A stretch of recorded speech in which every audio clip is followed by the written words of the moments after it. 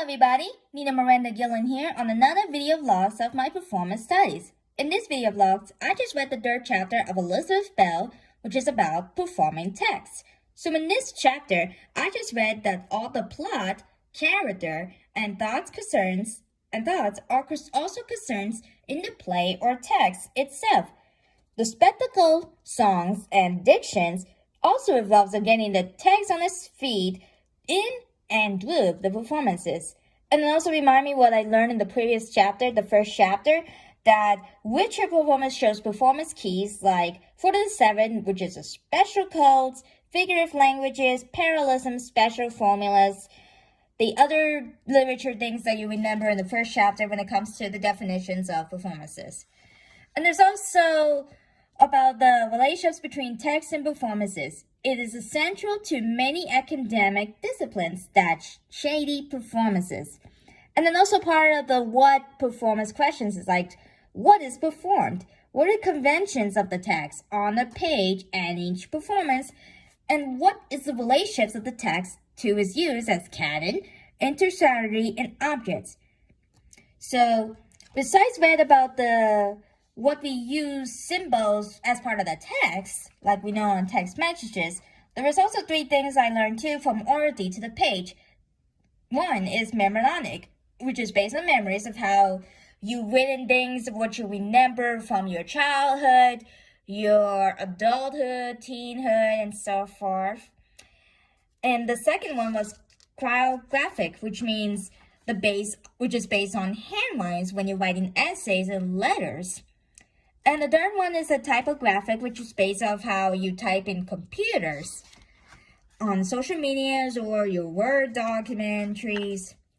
But the one I want to focus on is when text meets performances. So text comes in different ways in different academic disciplines. For theaters, it's a text. The text in theater performance is a play script. For musicians, the text is also a musical scores. And for critics, the texts are the poems, short stories, novels, and essays for literatures, critics, and so forth. And also for software designers, the text is like a string of binary codes in different languages of computers.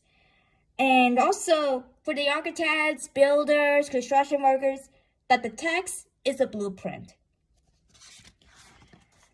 What did I like in the performance one? That based on what I learned in previous class, that theater is a specific set of gestures performed by the performers in any given performance, and what the performers actually do during the productions.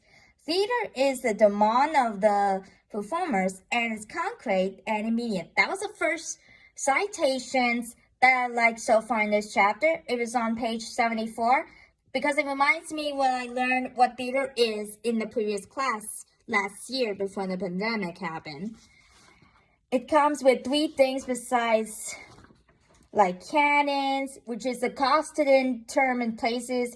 It's also representing repository evaluations of great additionals, cultures, but the whole stuff for bad things like for harming and violence, that is also no good, especially it might show some references too that relates what happened in reality today.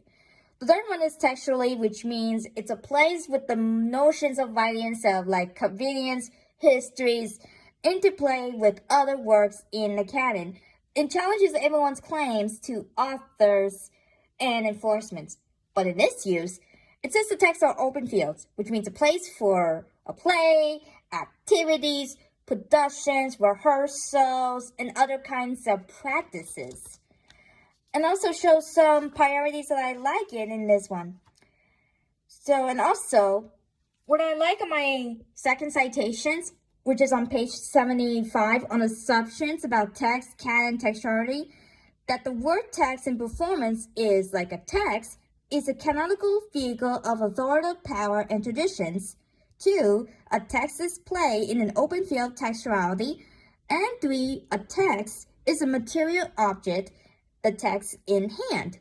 But each of these terms has important implication for performance, practice, and textual interpretation. That was on page 75.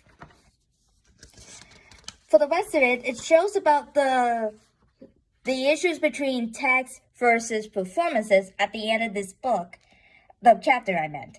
It says also on another citations, extra ones if you wouldn't mind, that Marvin Carson discusses the relationships between play, scripts, and theatrical performance in the history of Western theaters. In the Romantic period, performers were conceived as illustrations of text, and especially for audience who couldn't read and write.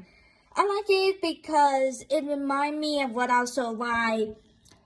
how I learned about text, what it looks like in the histories, like in the Roman periods with the Greeks and the Roman stories, in the 19th centuries with the more Renaissance and more other things going on in like 1700s, 1800s, 1900s, and right before God exists in when it comes to plays and Broadway musicals during like 30s, 40s, 50s, 60s, 70s, and any other areas that I know of.